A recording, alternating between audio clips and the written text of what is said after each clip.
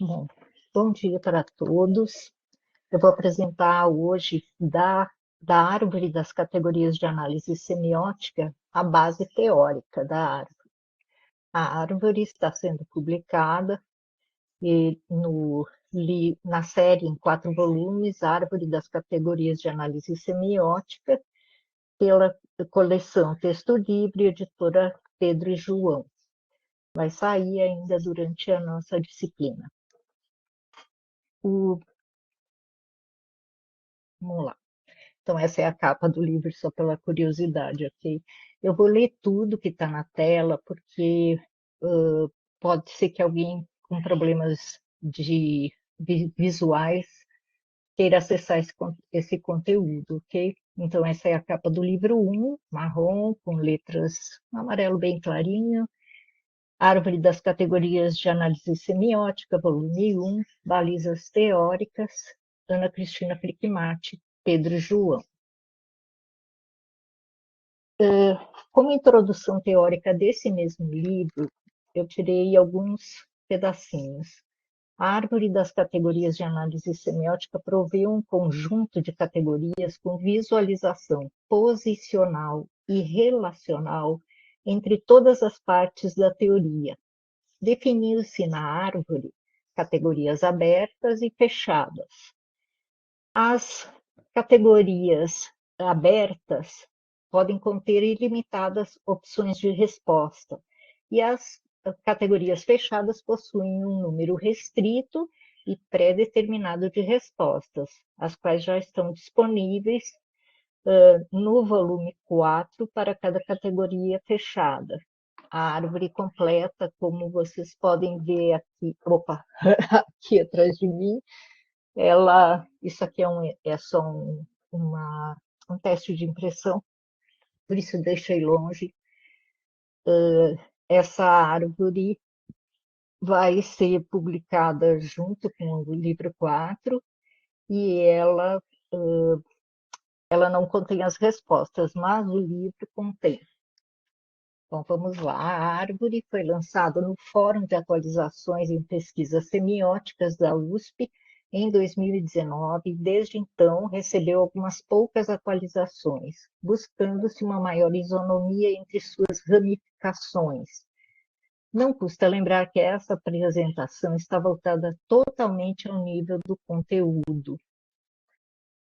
A base para a organização das categorias na árvore é a relação teoria, planos, níveis, dimensões, etapas, categorias e subcategorias, em algumas opções.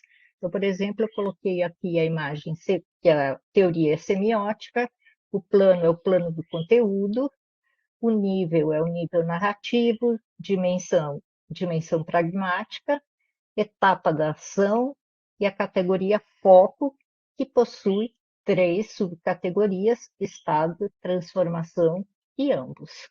Essas são as opções. Então, quando você for analisar o foco, você vai colocar essas. Desculpa, isso não são subcategorias, são respostas já. Então, quando você for analisar o foco da ação, você vai colocar estado ou transformação ou ambos. A semiótica trabalha com o conceito de planos, que nós vamos ter o plano do conteúdo sozinho, ele permanece em imanência. Imanência é possibilidade de sentido. Na expressão, a semiose se dá quando o conteúdo se manifesta via coordenação com o plano da expressão, o que se chama na linguagem verbal de textualização, por exemplo. Sem expressão, o conteúdo não possui sentido. Ele é virtual, digamos assim. A árvore foi trabalhada até agora somente no que diz respeito ao nível do conteúdo, que foi durante muito tempo o foco dos estudos semióticos. Ao elaborar a árvore, buscou-se classificar as dimensões para todos os níveis, já que somente o nível narrativo é assim organizado na teoria padrão. Isso incluiu, portanto, nomenclaturas não usuais, mas altamente sintonizadas com os fundamentos da teoria semiótica. Essa imagem mostra a estrutura geradora da árvore, teoria, planos e níveis. Então, nós temos a teoria semiótica, que distingue dois planos cuja coexistência é essencial para que se produza sentido: o plano do conteúdo, lá em cima, ou o plano da expressão, lá embaixo. Vazio, tem um conjunto vazio lá porque não tem nada ainda. No conteúdo, trabalha-se com três níveis, que formam um percurso gerativo do sentido, os quais coexistem em qualquer objeto semiótico e são diferentes por sua natureza, que vai do mais simples e abrangente, um nível fundamental, até o mais complexo e detalhado, o nível discursivo, mais específico, né? O nível narrativo, se consideradas a complexidade e a abrangência, é o nível intermediário. Interníveis não é mais um nível, mas é a forma que eu encontrei de possibilitar que a árvore abranja análises que só podem ser realizadas se considerados elementos de mais de um dos três níveis.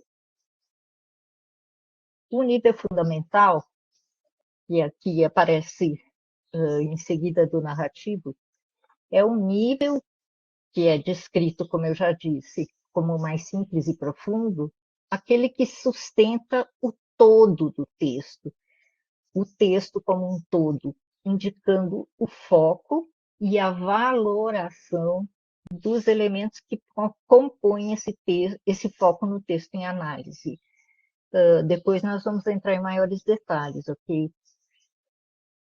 O nível narrativo é conhecido como nível intermediário do percurso, sendo aquele no qual a relação entre os elementos puramente lógicos, tomados num percurso baseado em pressuposições, mantém a estrutura do percurso independentemente da ordem em que seus elementos apareçam no texto. Vai ser o primeiro nível que nós vamos trabalhar na próxima aula. O nível discursivo, esse é o nível conhecido como o mais complexo, porque ele mostra a força da textualização na construção do sentido, e é o mais superficial também, por dar especificidade e vida aos elementos dos níveis mais profundos. A imagem mostra... Opa, eu acho que eu copiei aqui, peraí. Está duplicado aqui, vamos lá. Em relação às dimensões, a semiótica tradicionalmente trabalha com a dimensão pragmática e a dimensão cognitiva no nível narrativo. Isso está na teoria. É uma importante diferenciação, pois permite compreender a não linearidade dos eventos narrativos no texto. No entanto, essa divisão em dimensões não foi explorada nos outros dois níveis, de modo que a estrutura sugere essa subdivisão, sempre duas dimensões por nível. E foi assim que eu organizei a árvore. O nível fundamental foi subdividido em duas dimensões: a dimensão descontínua, que é focada na etapa do quadrado semiótico, e a dimensão contínua, com foco na etapa da tensividade. No nível discursivo, agrupamos os elementos de análise em duas dimensões: dimensão semântica, que abrange as etapas do ator e das isotopias, e a dimensão sintática, que abarca as etapas veridicção, debriagem e aspectualização. Então, no interníveis, que é um nível que sai fora porque tem muitas outras opções, eu criei duas dimensões, quase opostas em termos de complexidade. Isso é curioso. Na primeira, a dimensão das paixões, suas etapas trabalham com todos os níveis do percurso gerativo do sentido, por isso estão alocadas no interníveis. Trata-se de uma análise que requer muitas categorias dos níveis previamente analisados, portanto, é muito complexa. Por outro lado, a dimensão narrativa discursiva requer poucos elementos do nível narrativo e somente um do nível discursivo. Sua análise, portanto, é considerada simples, mas é essencial porque serve para organizar a relação entre esses dois níveis, clareando a sua diferenciação. A árvore foi montada pensando tanto numa sugestão de sequência para análise, quanto na arborização da estrutura. Somente um analista saberá o que é mais importante e mesmo qual a ordem que mais lhe convém. Vejamos a ordem que sugerimos. Passo 1. Todo o nível narrativo, abrangendo as etapas de análise da ação na dimensão pragmática e da manipulação e da sanção na dimensão cognitiva. O passo 2, ainda é a mesma figura anterior, está lá embaixo, né? Foca a análise do nível fundamental no que tange a dimensão descontínua, que é o quadrado semiótico. O quadrado, nesse momento, nós vamos trabalhar no nível fundamental somente com o quadrado semiótico. O passo 3 dedica-se à análise do nível discursivo. Note que a sequência alterna as duas dimensões. Inicia com a dimensão semântica, passa à dimensão sintática e volta à análise da dimensão semântica para poder concluir a etapa das isotopias, que ainda não tinha sido analisada.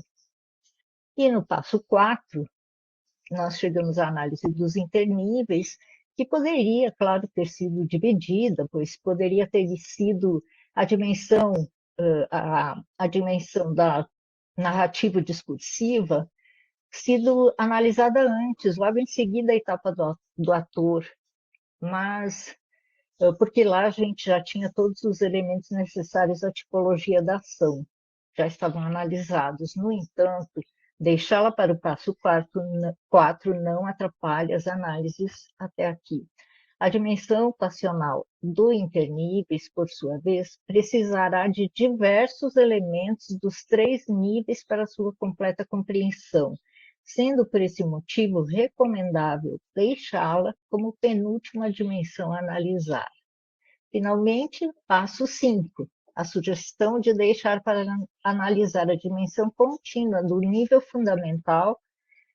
Como último passo da análise, deve-se tanto à sua complexidade, o que compartilha com a dimensão passional do discursivo, do interníveis, desculpa, quanto ao fato de que sua inserção permite evidenciar elementos das etapas anteriores que ou passaram despercebidos ou não poderiam ter sido notados sem a realização de todo o percurso.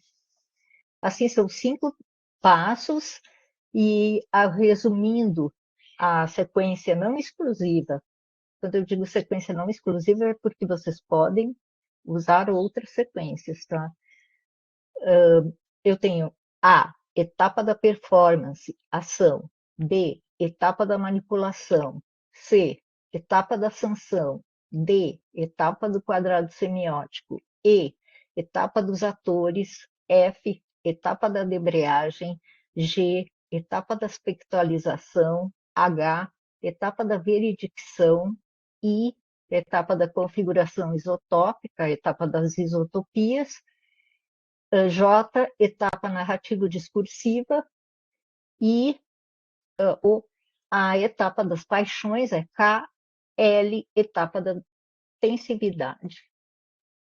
As categorias de análise são os principais elementos de análise em cada etapa. Na árvore, são indicados os elementos de cada nível que podem ser analisados simultaneamente durante a análise. São as categorias de análise propriamente dita, do nome da árvore, categorias de análise semiótica, árvore das categorias de análise semióticas. Como objetivo gerador na construção da árvore foi apresentar as possibilidades de respostas para as categorias com um número restrito de opções. As respostas foram, como já disse, classificadas em categorias fechadas, possuem um número limitado e pré-determinado de respostas possíveis, e a decisão analítica escolherá somente entre as opções previstas uma que sirva ao texto ou trecho em foco no momento. As categorias abertas são aquelas para as quais a semiótica não prevê uma escolha única, mas antes prevê que a análise depende fortemente do texto para oferecer opções ao analista, que, por sua vez, é livre, inclusive, para escolher a terminologia utilizada para preenchê-las. Vamos ver a etapa da ação na árvore. No nível Nós vamos ver o nível narrativo, dimensão pragmática, etapa da ação. As categorias que serão analisadas são foco, textualizados, estado do sujeito 1, foria do estado, objeto-valor com 3 subcategorias, tipo, qualidade e valor, classificação modal do sujeito, tipo de ação. A etapa da manipulação, também nível narrativo, mas agora dimensão cognitiva, etapa da manipulação. As categorias são tipo, sanção da competência, com as subcategorias do destinador ou do destinatário, modalização do destinador, objeto-valor com 2 subcategorias, tipo e qualidade, modalização decorrente sobre destinatário e sintonia entre quadros de valores. Etapa da sanção, também nível narrativo e dimensão cognitiva. A etapa da sanção possui as seguintes categorias: a sanção da sanção, cujas subcategorias são avaliação, reconhecimento e recompensa, e a sanção da sanção, subcategorias, avaliação, reconhecimento e recompensa. Portanto, sanção da ação e sanção da sanção. A etapa da veredicção já é do nível discursivo, tem a dimensão sintática. A veredicção possui as seguintes categorias: o observador, com 2 subcategorias, ator e actante. Nós vamos ver depois do que se trata isso aqui. As categorias observador, classificação, modo, com 2 subcategorias também, ser e parecer. Agora a etapa da debreagem, também nível discursivo, dimensão sintática. A etapa da debreagem possui as seguintes categorias: lógica, pessoa, com 3 subcategorias, referência, lógica e nível, espaço, com 3 subcategorias, referência, lógica e nível, e tempo, com as mesmas 3 subcategorias, referência, lógica e nível. A etapa da aspectualização, também do nível discursivo, dimensão sintática, possui as seguintes categorias: o observador, a pessoa, com subcategorias, aspecto 1, aspecto 2, referente, transição de, transição para e dinâmica, o espaço, com as mesmas subcategorias, aspecto 1, aspecto 2, referente, transição de, transição para e dinâmica. E o tempo também com as mesmas subcategorias, aspecto 1, aspecto 2, referente, transição de, transição para e dinâmica. Na etapa das isotopias, que nós vamos trabalhar de uma forma um pouco diferente, vocês vão ver quando chegar o momento, ela também é do nível discursivo e da dimensão, só que agora da dimensão semântica. A etapa das categorias possui, a etapa das isotopias possui as categorias temas, figuras, isotopias, densidade com as subcategorias densidade temática, densidade figurativa, relação tema-figura, tabela de vínculo tema-figura e tabela de vínculo figura-isotopia. Essas categorias e subcategorias da densidade são uma novidade em relação à teoria padrão, então ela não é obrigatória. A etapa da narrativização. Nós estamos nos interníveis, dimensão das paixões, etapa da narrativização, as categorias tipo, modo de presença, modalidade com 4 subcategorias: modalidades, característica modal, efeito modal no sujeito e efeito passional.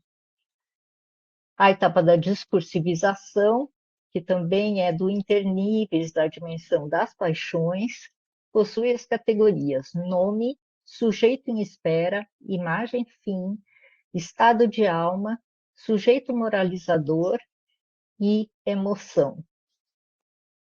A etapa do quadrado semiótico, que é do nível fundamental, dimensão descontínua, ela possui as seguintes categorias: termos, com as subcategorias eufórico, disfórico, não eufórico e o termo em foco. O nome para os termos é um nome opcional, tá? Das subcategorias eufórico, disfórico, não eufórico e termo em foco. A operação em foco e o percurso. Agora, a última, que é a etapa da tensividade, ela é do nível fundamental e é da dimensão contínua. Na verdade, é a única etapa da dimensão contínua. As categorias são profundidade extensa, subcategorias, nome, mínimo, máximo. Profundidade intensa, subcategorias, nome, mínimo e máximo. Extensidade, as subcategorias são parecidas, ó, mínima, máxima e extremidade eufórica. A análise complementar também contém 2 subcategorias, a lógica e os valores. Maiores detalhes sobre tudo isso a gente vai ver nas outras aulas, ok? Enfim, essa é a base da construção da árvore. É bom ressaltar que a sequência sugerida é uma dentre muitas possíveis. Não possui mérito nem maior nem menor do que as outras. Ela foi elaborada para uma análise de todas as categorias e subcategorias numa ordem crescente de complexidade, especialmente sob o ponto de vista didático. A sequência de análise sugerida não corresponde àquela em que as dimensões e etapas aparecem na árvore, pois, de um lado, a sequência sugerida é cronológica, primeiro isso, depois aquilo. Agora, a árvore, ela é estrutural, ela visa mostrar as relações lógicas entre categorias, etapas e dimensões. Esses slides podem ser úteis durante o processo de análise. Guarde-os. Obrigada pela atenção e ótimas pesquisas. No final, eu coloquei uma lista das principais referências. No livro tem todas, né? De Ana Luz Pessoa de Barros, Análise Semiótica do Texto, São Paulo, Editora Ática, 2005, quarta edição. José Luiz Fiorin, Semântica Estrutural, o Discurso Fundador, no livro Do Inteligível ao Sensível, da Ana Cláudia May Alves de Oliveira, São Paulo, Educ, 1995, páginas 17 a 42. Greimas, Algilda Julien Greimas, sobre o sentido 2, ensaios semióticos, é traduzido recentemente por Dilson Ferreira da Cruz, São Paulo, Nanquim, EDUSP, 2014. Greimas, de novo, e Fontanier, Jacques Fontanier, Semiótica das Paixões, dos estados de coisas aos estados de alma. A tradução é de M.J. Coracini. São Paulo, Editora Ática, 1993. Greimas e Joseph Cortés, o Dicionário de Semiótica. Esse é o primeiro, tá? Tradução Alceu de Lima, Diana de Barros, Eduardo Canhesal, Edvar Lopes, Inácio Assis Silva, Maria J.C. Sembra, Chieko Miyazaki, São Paulo, Editora Cultriz, sem data. Também, de Gláucia Muniz Proença Lara, e essa que vos fala, Ana Cristina Fickmate, nós temos os ensaios de semiótica, aprendendo com o texto, Rio de Janeiro, Nova Fronteira, 2009. Do Luiz Augusto de Moraes Tati, Análise Semiótica através das Letras, São Paulo, Ateliê Editorial, 2001. E Zilberberg, Claude Zilberberg, Razão e Poética do Sentido, com a tradução de Ivan Carlos Lopes, Luiz Tati e Valdir Beividas. São Paulo, Editora da Universidade de São Paulo, 2006. Assim, as aulas a gente vai continuar trabalhando com essas coisas, detalhando a parte da árvore, mas eu gostaria muito que a gente pudesse ter uma conversa sobre isso que foi apresentado, porque entender a estrutura da árvore faz parte da, da compreensão de como utilizá-la. Por isso eu está aberto para as perguntas, se quiserem, se vocês quiserem colocar no chat ou perguntar, podem fazer como que preferirem. Eu vi aqui uma pergunta do Gabriel: por que na árvore o nível fundamental está no meio de narrativo e discursivo? Por conta da sequência didática, né? Só que ela vai para o fundamental, mas eu não consigo ir para o nível discursivo sem terminar o fundamental na árvore, senão a gente se perde na, na estrutura, se perde porque vai ter de novo o nível fundamental depois. E aí vira uma bagunça a árvore. Então, essa relação de mais abstrato para o mais concreto, ela é uma relação teórica e, às vezes, algumas pessoas, inclusive, usam para fazer as suas análises. Eles vão colocar, então, ensinar primeiro o nível fundamental, depois o nível narrativo e, finalmente, o discursivo. E a tensividade e as paixões nem sempre entram nesse trabalho de análise inicial. Então, a gente vai ter, deixa eu ver se eu tenho uma visão da árvore inteira aqui. Então, o que eu estou fazendo é analisar primeiro o nível narrativo, depois o fundamental, e depois o discursível, e finalmente o interníveis. Tá? Isso é a ideia geral. Mas, como eu disse antes, a sequência não é fundamental. O nível narrativo é o melhor nível para entrada no texto, porque ele, apesar de ele não ser tão simples quanto o fundamental, quando a gente estuda esse nível narrativo é quando a gente consegue de verdade conseguir olhar o texto como um todo. Lembra que é um nível intermediário, então eu vou ter os outros dois como referência e eu vou, com o nível narrativo, dar referência também para esses outros dois. Deu para explicar? Alguém quer fazer outra pergunta? Pode escrever ou pode falar também. Sem problema, viu, Edmilson?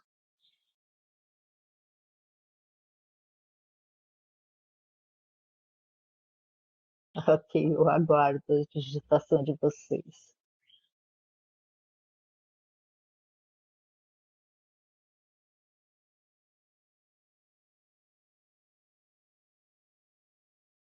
Deixa eu ver, uma coisa que eu gostaria de explicitar, porque eu vou trabalhar desse jeito em todos os slides, é que nesses slides eu estou pegando textos do livro 1, do livro 2 e do livro 3, porque o livro 3 tem exemplos e explicações diferentes são diferentes ai, desculpa, eu me perdi lendo a pergunta da Bruna. Sim, o livro 3 tem exemplos e uma parte de teoria também, então eu usei às vezes os exemplos, às vezes a teoria. O nível 1 é a teoria, tá? Toda a teoria semiótica. E o livro 2 é como se fosse um dicionário, mas é um dicionário assim bem pontual para ajudar a entender os elementos. Em todos os livros a gente tem um índice alfabético para várias palavras-chave que tem nos livros para poder facilitar. Se você está estudando um texto, você pode, um dos níveis, uma categoria, você pode encontrar os seus elementos nos outros dois livros. Pergunta da Bruna. Bom dia, professora. As perguntas podem ser enviadas posteriormente por e-mail também. Estou no trabalho e vou assistir a aula novamente. Não pode enviar no fórum colaborativo que ele foi feito por isso, tá? Todas as perguntas, coloca lá no Moodle, no fórum colaborativo e a gente vai conversando por lá, ok? Obrigada. E aí, Gabriel, qual que é a sua nova pergunta? Tá, no fórum alguém perguntou sobre a definição de forma e refletindo para responder, eu consigo imaginar a forma pelo nível narrativo, cor, posição, etc. Assistindo agora, eu percebo que o nível discursivo trata de sintático, não é sintático e pragmático, é sintático e semântico. Tá? Um se refere à forma e o outro à substância? Não. Vamos falar de forma e substância, tá? Que eu não falei. Tanto no plano do conteúdo quanto no plano da expressão, a gente trabalha com dois elementos. De um lado, o plano nós temos a forma e de outro a substância. A substância, ela é como se fosse assim, pensa você no meio do deserto, numa tempestade de areia. Tá tudo lá, tá tudo na frente dos seus olhos e o que você vê? Nada. Você não consegue descrever o que você está vendo porque você vê tudo junto, misturado, sem forma nenhuma. Então, a forma é aquilo que vai recortar a substância. A substância é essa imagem indefinível. Elas são aquelas ideias possíveis de serem colocadas na prática, de serem colocadas como sentido. A forma, Gabriel, não está dentro da substância, ela se sobrepõe, ela recorta a substância, transformando em algo inteligível. Sem esse corte, a substância pode não significar absolutamente nada. Vamos pensar no plano da expressão. Eu disse que no plano do conteúdo são essas milhões de ideias possíveis, possibilidades de cruzamentos entre as ideias, etc, etc. No plano da expressão, por exemplo, se você olhar nessa tela, eu tenho o texto, uma imagem, e eu vejo que isso está feito, isso é digital, tá? Não é papel. Nessa imagem digital, eu consigo compreender a forma porque eu tenho uma contraposição entre claro e escuro. Eu sei que a forma é verbal quando eu tenho palavras formadas, quando eu tenho frases, todas da linguagem verbal, da linguagem verbal visual. Porque se fosse linguagem verbal falada, vocês iam ter aqui vocês iam ter o tom da voz, a velocidade de fala e muitos outros elementos que fazem parte da linguagem falada e não aparecem na linguagem escrita. Agora, no desenho, o que eu tenho? Eu vou ter 5 posições na tela. Também estou trabalhando com claro e escuro, ou seja, preto e branco aqui no caso. Mas depende do lugar onde está. Nessa imagem, a gente tem uma figura sincrética, porque ela tem tanto a imagem quanto palavras dentro da imagem. Então, ela está. O que é sincrética? Sincrética é quando você tem mais de uma linguagem envolvida na mesma, no mesmo objeto, ok? Então, aqui Na linguagem verbal, que está do lado esquerdo, a gente tem só a linguagem verbal. Toda essa estrutura, parágrafo, espaço entre os parágrafos, onde começa o parágrafo, onde termina, sequência das palavras, tudo isso faz parte da linguagem verbal escrita. Enquanto na imagem, que é verbo visual, digamos assim, ela é, ela tem palavras e expressões que são da linguagem verbal e tem essa posição, cor, localização, sequência, se houver, tipo de oposições, em cima, embaixo, do lado, para o outro lado, que é a forma como eu vou ler essa linguagem que não é verbal propriamente dita, tá? Que é uma linguagem verbo visual nesse caso, mas principalmente uma imagem, né? Gabriel pergunta, é uma lógica de possibilidade para a substância e uma lógica de contexto para a forma. A gente fala em imanência, que seria isso que está, que é possível, eu acho que vai de encontro ao que você está falando, mas não é bem contexto, né? Falar de contexto vai complicar um pouco, porque tem outras. O contexto aparece de outra forma dentro da teoria, o que a gente pode dizer, então, que a substância está em imanência e só vai ser manifestada pela forma. Então, a forma se sobrepõe à substância para criar um objeto semiótico. Quando nós temos essa junção entre substância e forma, entre plano da expressão e plano do conteúdo também, a relação é a mesma, tá? Eu vou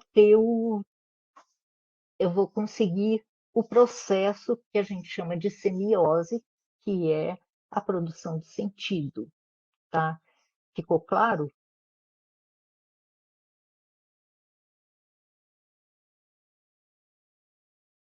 O balão de internível aparece dessa maneira por algum motivo didático?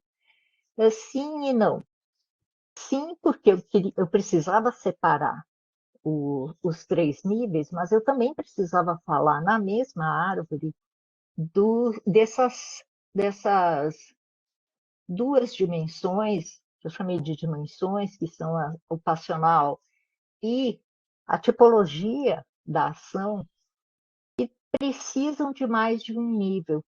Então, se eu fosse desenhar isso com um monte de flechinha, ia ficar um horror, ninguém ia entender nada. Então, por isso que a gente fez a árvore dessa forma, né? Eu trabalhei o interníveis como se fosse um nível. Só que ele não é um nível, ele é um lugar que seria do nível, mas que ocupa mais de um dos níveis anteriores. Ou seja, a teoria semiótica trabalha com nível narrativo, nível fundamental e nível discursivo. E as paixões e a tipologia da ação precisam de elementos de análise de mais de um desses três níveis para poder serem analisadas. Ficou claro?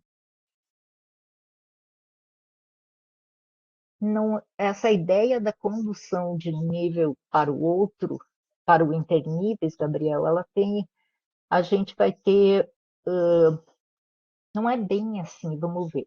Existe esses três níveis, narrativo, fundamental e discursivo, são níveis que, um desenho, uma proposta do sentido gerado num percurso gerador, ou seja, se no começo a gente falava muito que o nível fundamental é mais profundo, então, e eu falei aqui também porque a gente tem que saber como tratar a teoria, mas o nível fundamental estaria nesse mais profundo e o nível discursível mais superficial. E houve uma discussão durante algum tempo, inclusive que eu cheguei até a ver, porque eu sou velhinha, né? E sobre a questão de como um nível passa para o outro. Na verdade, não é uma questão de passar, está tudo lá junto ao mesmo tempo. Essa divisão que a semiótica faz é uma divisão metodológica. Nós, para poder acessar os diferentes componentes do sentido, a gente precisa começar a separar as coisas. A gente precisa observar o que é igual, o que é diferente, e para isso a gente precisa fazer uma separação dos elementos, e a semiótica tratou dessa maneira: nível narrativo, de um lado, que é o intermediário, fundamental, mais profundo, e discursivo, o mais superficial. Mas eu já vi pessoas como, por exemplo, a Norma Dicini, da USP, falando sobre o nível discursivo ser está no chão.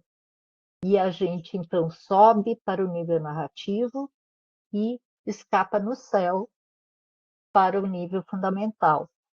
Isso, na verdade, não vai fazer diferença. Assim. É muito legal que cada um de vocês consiga entender por que eu coloquei assim e entender que vocês podem fazer os seus próprios esquemas para perceber como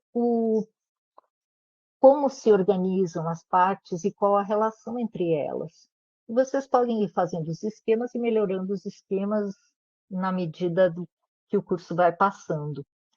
O Edmilson pergunta: então, texto é substância e as formas são os elementos que compõem o texto? Não vamos usar essa palavra texto. Texto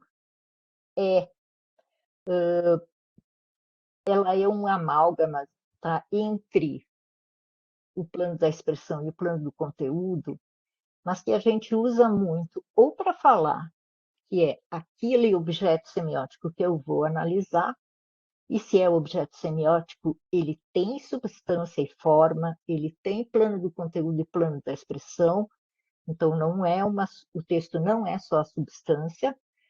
Também posso falar que o texto é aquela parte física do objeto, ou seja, o plano da expressão. Então, se eu tiver falando de um livro, por exemplo, eu posso pegar o livro e dizer que a gente tem a capa, que tem as páginas, aí eu vou analisar a linguagem verbal, que é escrita também, como estão organizadas as palavras no texto.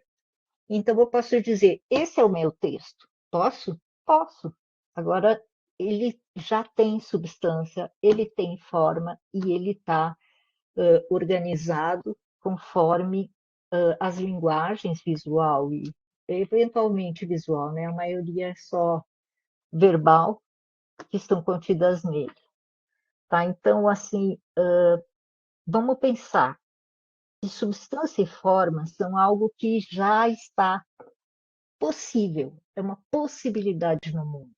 Se todas as ideias são as possibilidades do plano do conteúdo, ou seja, formando aquela nuvem, nuvem de areia, como o exemplo que eu dei, do, da tempestade de areia, essa nuvem, essa confusão, ela, por si só, ela não tem sentido. Mas todas as formas de recorte são possíveis também sobre ela. Quando eu escolho uma forma, eu estou escolhendo o quê? Qual a linguagem? Então, quando eu escolho uma linguagem, eu vou dizer, essa linguagem é visual, vamos ver, visual, verbo visual é porque ela vai ter elementos da linguagem visual misturados com elementos da linguagem verbal. Se eu vou dizer que essa linguagem é verbal falada, ela vai utilizar o plano da expressão falado, e nós vamos ver que as estruturas, existem diferença entre elementos e estruturas da linguagem verbal falada e da linguagem verbal escrita, porque a linguagem verbal falada, ela é sonora, eu estou falando de expressão, e a linguagem verbal escrita, ela é visual. Então, de um lado eu posso falar usar a linguagem verbal sonora e de outro a linguagem verbal escrita, ou seja, visual. Então, assim, o que é importante eu saber? Que nós vamos trabalhar somente com o plano do conteúdo. Tanto o plano do conteúdo quanto o plano da expressão possuem a sua substância e a sua forma. São coisas diferentes. Então, por exemplo, na música, eu posso usar tonalidades diferentes, eu posso usar timbres diferentes, intensidades diferentes, instrumentos, etc. Vamos ver, velocidade, tudo isso, não, velocidade não, mas todas esses tons, essas coisas que eu posso escolher e são todas possíveis, se você, inclusive fora da nossa música tonal, existem outras formas de você organizar a música. Essa organização como música tonal, ela já faz parte da forma. Agora, querer saber o que ela diz com isso faz parte do conteúdo. Eu preciso analisar a relação entre eles para trabalhar com linguagens, especialmente aquelas não verbais. E sabe por quê?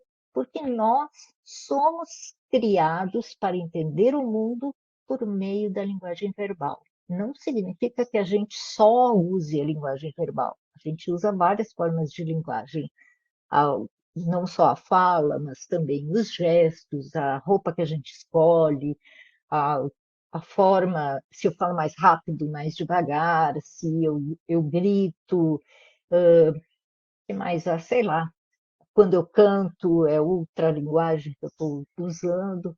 Então, mas a linguagem verbal, ela é o primeiro óculos que a gente veste para entender o mundo. Eu já ouvi falar que quando a criança nasce, a compreensão do mundo, o que ela vê é essa substância. Então, a compreensão, compreender significa recortar, significa dar forma àquilo que eu estou vendo. Para ela, vai ser as formas que são mais importantes e menos importantes.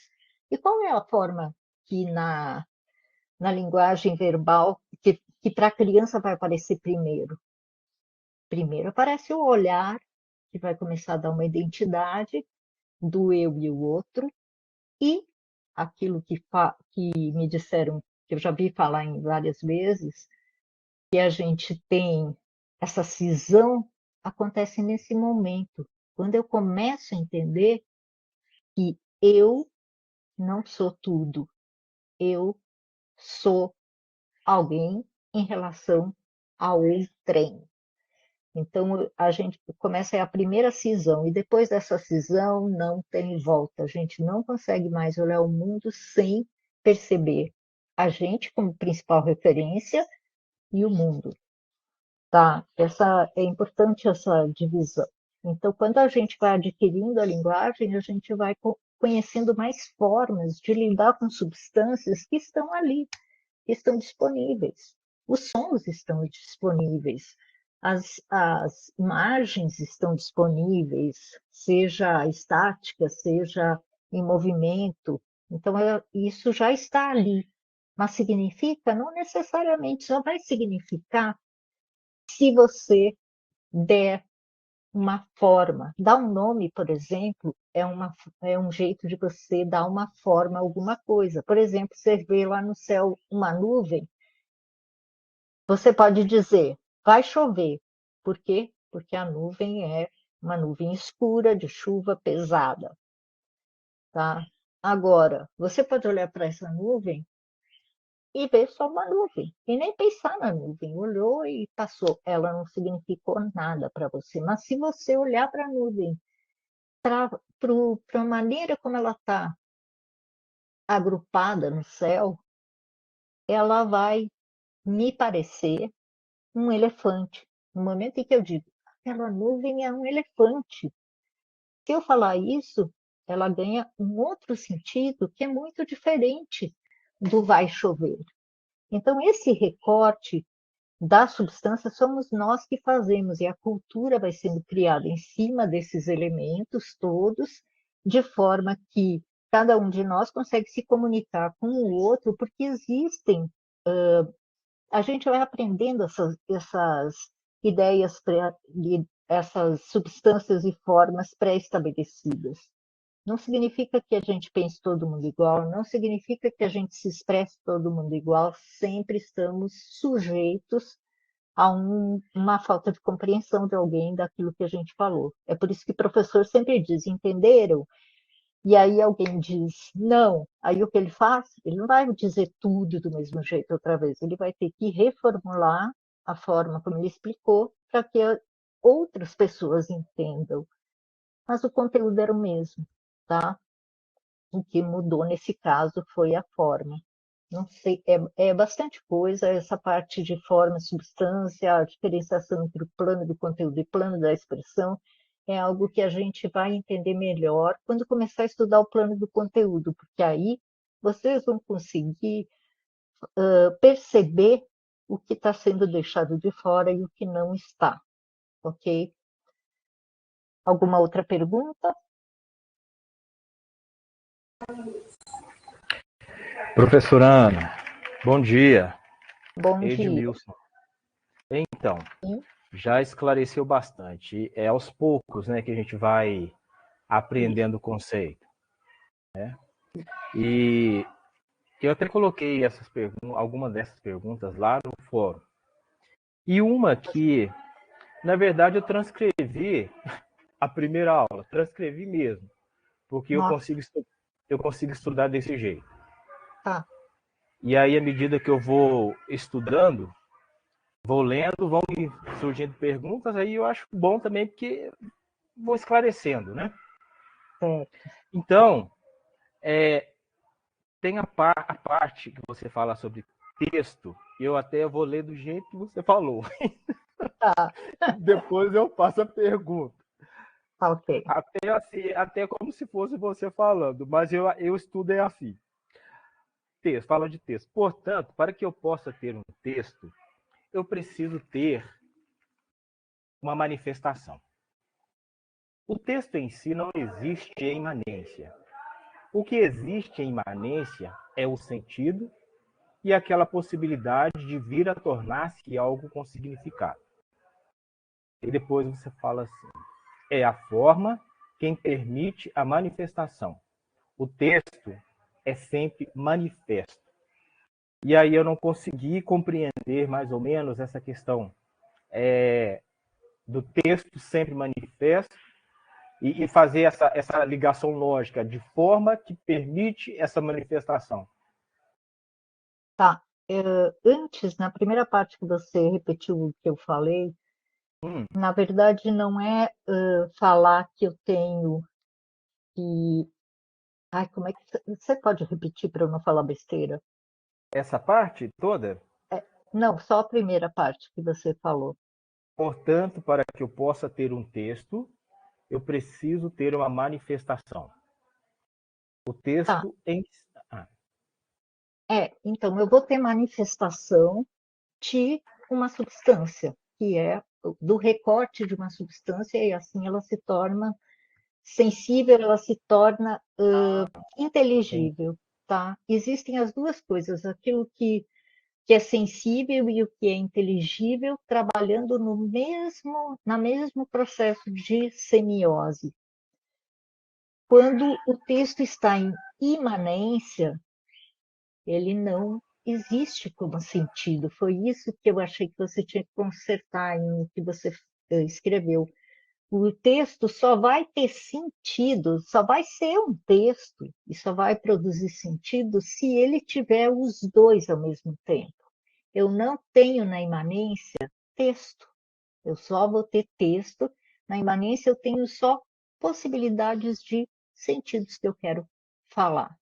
Ou, no plano da expressão, seriam possibilidades de elementos do mundo concreto que eu vou utilizar para usar a minha linguagem.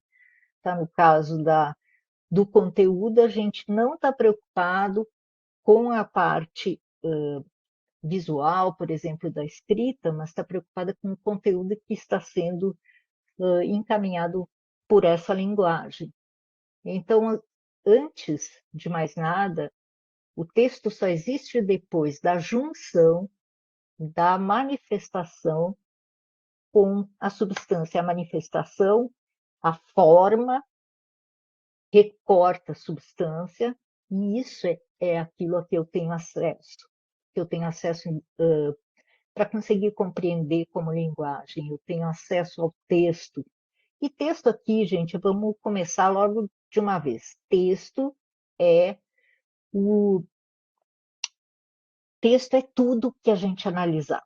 O texto pode ser uma conversa de botequim, o texto pode ser a imagem que eu tenho atrás da minha janela, aqui na frente, o texto pode ser uma foto, pode ser uma obra de arte, pode ser a moda, o jornal, o texto pode ser muitas coisas, inclusive pode ser toda a obra de um único autor, pode ser textos que falam do mesmo assunto, eu posso transformar isso num texto. Então, quando a gente vai fazer uma análise semiótica, a primeira coisa que a gente tem que ter em mente é que eu vou fazer um recorte do meu texto. Eu tenho que saber o que é que eu vou analisar. Esses limites, por exemplo, parece muito óbvio que existe um limite entre o que está no livro e o que eu estou falando. Mas não é assim. Quem define que o livro termina na capa e a minha voz, que está batendo aqui na capa, está cruzando com isso do ponto de vista da expressão, somos nós, é a nossa cultura que diz que isso é um livro. Tá? Na natureza mesmo, essas diferenciações não existem, somos nós que fazemos isso com o nosso olhar, que vai fazendo essa repetição. As crianças fazem muito rápido isso de perceber que as coisas precisam ter limites para ser compreendidas, que elas precisam ser recortadas daquela, daquela substância impalpável, digamos assim. Isso ficou claro? Vai começar uma análise, pega o texto e diz: meu texto começa aqui e termina ali. Mesmo que seja uma análise, por exemplo, de uma conversa de botequim. Eu vou ter que ter o momento de começo e o momento de fim, porque se eu não definir isso, eu nunca vou acabar a análise nenhuma, e não vou conseguir fazer a análise de todas as coisas que me interessam, porque não precisam ser todos os níveis, não precisam ser todas as categorias, mas aquelas que me interessam analisar, mesmo assim, eu tenho que saber onde começa e onde termina. É por isso que o Greimas fala que o texto é um todo dotado de sentido, é uma totalidade. Tá? Eu tenho aquele texto, ele é um texto com começo, meio e fim. Tá? E eu tenho que analisar esse todo para poder compreender o texto. Por exemplo, se você está ouvindo alguém falar e a pessoa começa dizendo uma coisa e passa para outro assunto, mas o primeiro parecia que você estava indo para o lado A e o segundo é o B. Só que existia a possibilidade de você ir para o B. Então você tem que reler a primeira parte para entender que não está indo para o lado A, vai ir para o lado B, e que eu tenho que entender a relação não de A com B, mas daquele começo que está aí caminhando para o lado B. Outro exemplo, se eu trabalhar com letra de música e música, eu estou fazendo uma divisão de de um texto que é a canção. Quando eu faço isso, eu tenho que explicar, ó, estou analisando só a parte musical da canção, ou então estou analisando somente a parte verbal da canção. E ela deixa de ser uma linguagem sincrética, guardem essa palavra, que é a palavra que a gente usa para dizer quando tem mais de uma linguagem envolvida. Tá? Quando ela vai deixar de ser sincrética e se transforma ou uma linguagem musical, que é, no caso, sonora, e tem essa organização da própria música, ou então ela é uma linguagem verbal, no caso da letra, que vai estar organizada conforme a linguagem verbal, e eu posso escrever tanto uma quanto outra, então, portanto, eu posso ter isso sonoro ou visual. Tá, eu vou procurar um texto, um exercíciozinho que eu tenho que ajuda a compreender isso e vou colocar lá na nossa turma, tá bom? Isso vai ficar mais claro. Mas é algo que a gente vai poder estar voltando, retomando, na medida em que vocês vão estar trabalhando com os seus textos próprios. Eu gostaria que vocês já começassem a procurar os textos que vocês querem fazer, para a gente poder trabalhar com eles.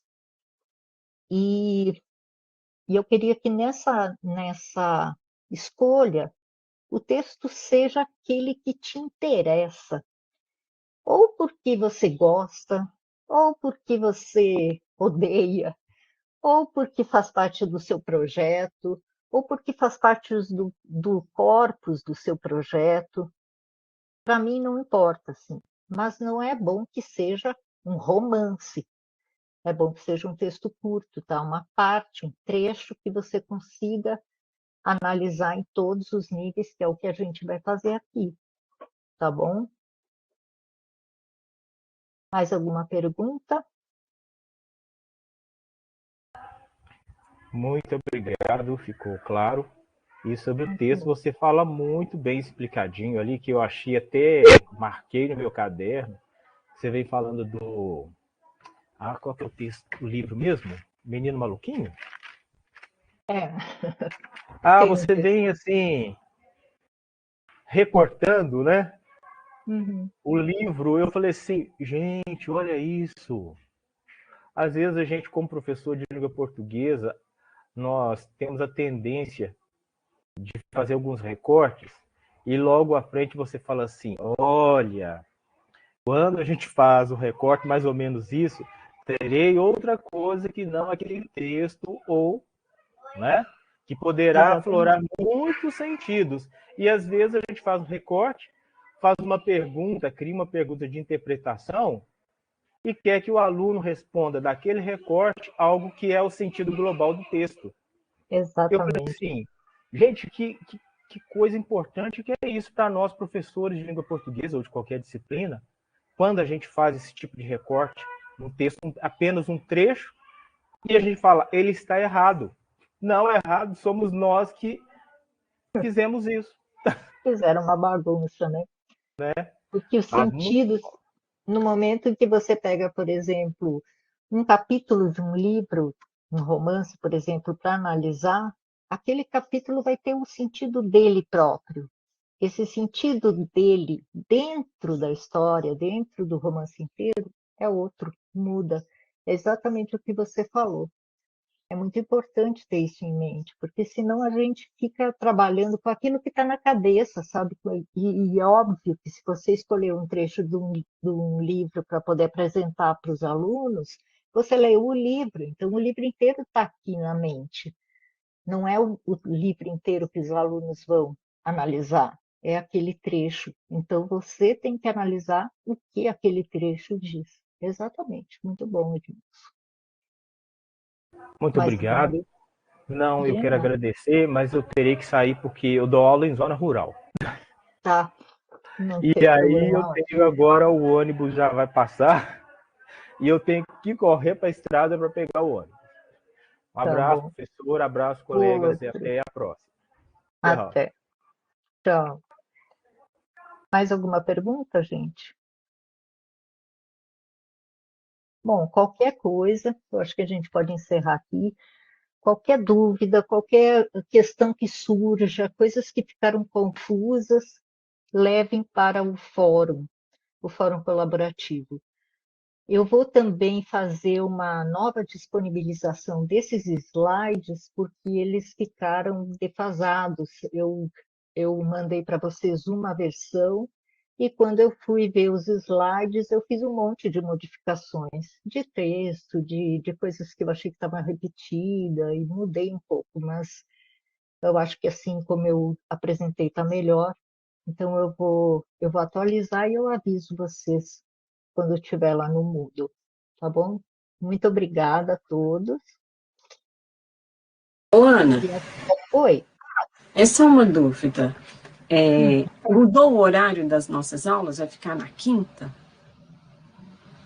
Não, os horários estão lá no fórum, no Alertas, porque eu peguei as respostas de vocês em relação aos horários, à Uhum, disponibilidade, eu vi que nenhum horário dava para todo mundo. Então eu separei em 4 horários possíveis e vou uhum. alternando. Então, essa semana seria quarta e quinta, mas a gente começou na quinta. Na semana que vem vai ser segunda e terça, e na outra vai ser quarta e quinta, e assim por diante. Mas todos os horários e o tema das aulas está lá, vocês podem usar isso para se localizar, tá? Para se Ah, sim. organizar. Como eu trabalho também, e eu estou assistindo o meu trabalho, aí eu preciso realmente pegar, se desse, para eu pegar igual esse que estou pegando meu horário de almoço, aí eu vejo lá quais são os horários e me organizo também. Se não for possível assistir todas, eu sempre vou gravar e vou disponibilizar para vocês essa aula integral. Depois eu vou fazer um pequeno recorte para colocar, sei lá, no YouTube e tal, para ficar um pouco menos com cara de aula, né? Não, mas é porque a explicação, quando ela vem assim, com a sua fala, ela é bem interessante quando acontece ao vivo, né? É, Mas vai dar para acompanhar, eu acredito que vai dar para acompanhar, sim. E outra coisa que eu tive dúvida, eu me inscrevi no fórum, mas quando eu coloquei a data, aí ele não aparece o nome da gente, porque já coloca assim, tem alguém já inscrito nesse horário, mas não tem no hum, seminário. uai, que estranho isso. Põe no fórum dizendo o horário que você quer e eu coloco lá, tá bom? Ah, não, então tá jóia. Então tá ótimo, Ana, muito Eu vou obrigada, ver viu? a configuração, se eu consigo mudar isso. Não sei por que está Apesar que eu tenho acontecendo. uma certa dificuldade de mexer no Moodle mesmo, agora que eu tô aprendendo. Tá bom. Então tá, tem um semestre todo para aprender. Oxe, sou nada digital. Tchau, Ana, Bom, muito obrigada, viu? tchau. Excelente Obrigada a explicações. vocês. Tá bom, meninas e menino, né? Bruna, Gabriel, Juliana, eu vou terminar a aula aqui. E qualquer dúvida, manda lá no fórum. A gente vai continuar a nossa conversa lá. Juliana está digitando. De nada, Juliana. Então, até mais. Obrigada pela presença de vocês. Foi muito bom conversar sobre a árvore. Vocês estão vendo a árvore já na forma atual pela primeira vez. Ninguém viu isso antes, tá bom? Um grande beijo para todos e até a próxima aula.